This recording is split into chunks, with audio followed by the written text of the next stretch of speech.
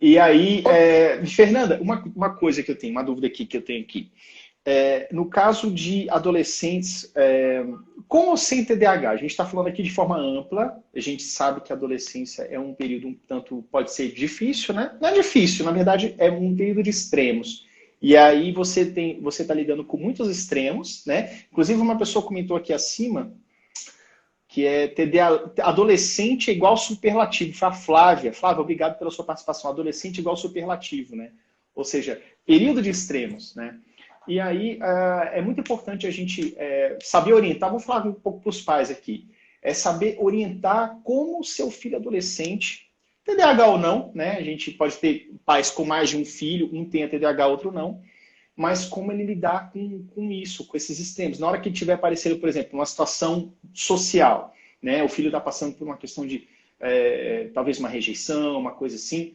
Então, como que ele pode trabalhar essas emoções? Como que ele pode se fazer presente, começar a superar, está passando um momento difícil, assim, como que ele pode, de repente, superar de todas as técnicas que você ensina e passa. O que você acha que seria o primeiro passo, assim, para um pai poder orientar seu filho adolescente? O que você imagina que seja?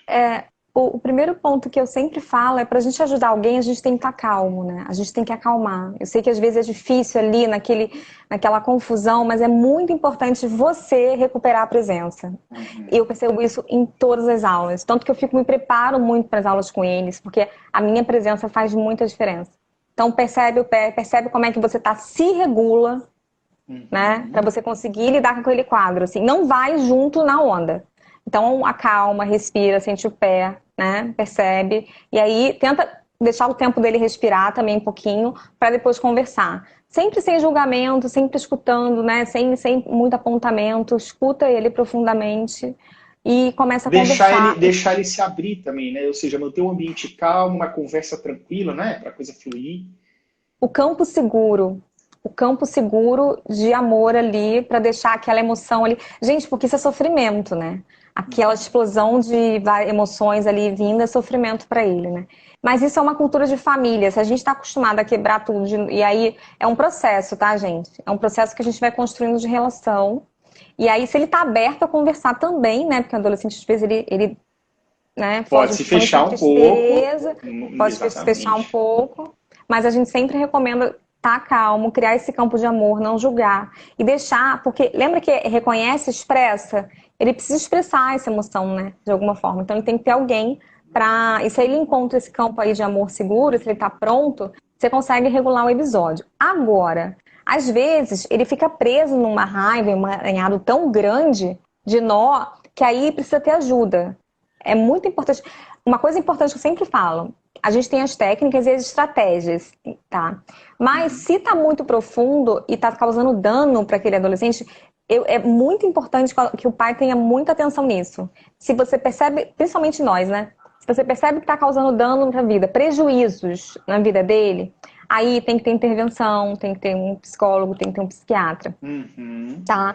Mas as práticas são super complementares, as práticas contemplativas, do que eu faço, assim, ajuda. Mas ele não tá conseguindo sair daquele lugar. São muitas. O que eu vejo? Ele fica num nó que ele mesmo não consegue nomear, né? Então tem que ter alguém ali para ajudar o Para dar um adolescente. direcionamento, né? Exatamente.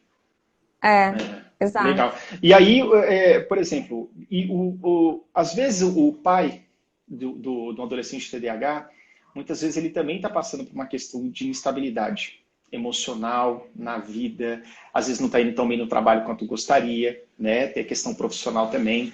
Então isso pode causar essa desestabilidade, essa ausência do equilíbrio também, ou baixo, ou pouco equilíbrio para o pai também desse TDAH, né?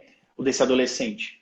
Então, para que você esteja, para que o adulto esteja pleno ali e consiga orientar o seu filho adolescente, é importante também que ele esteja alinhado, ele reconheça suas dificuldades, reconheça suas dores e procure manter também, procure buscar esse equilíbrio, o máximo possível para que ele consiga intervir de maneira correta, né?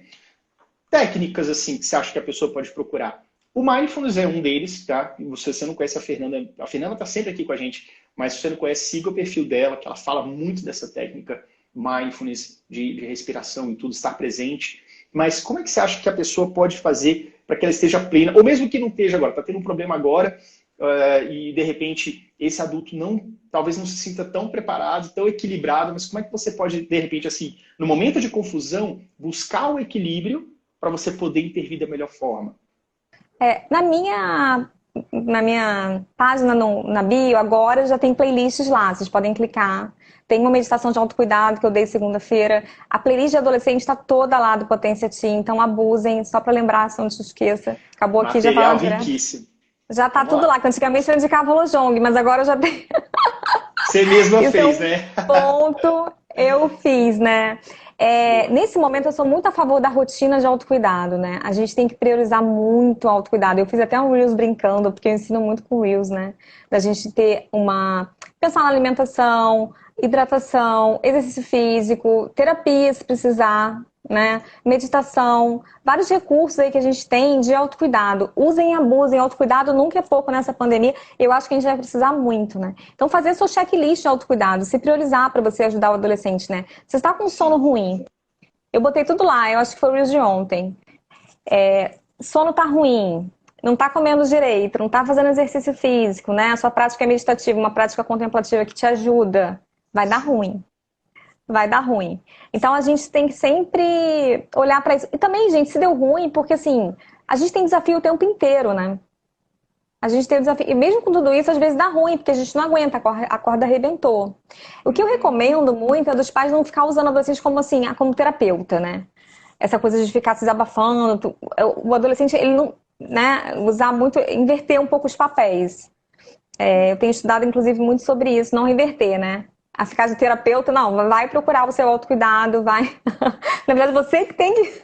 Cada coisa no seu momento, No né? seu momento, né? Uma coisa que eu tenho falado muito de buscar esse lugar. Então, checklistzinho de autocuidado, aí eu fiz o Reels lá, que indica super isso. Eu gosto muito das práticas de yoga, né? Tudo isso que eu falei ajuda no equilíbrio emocional.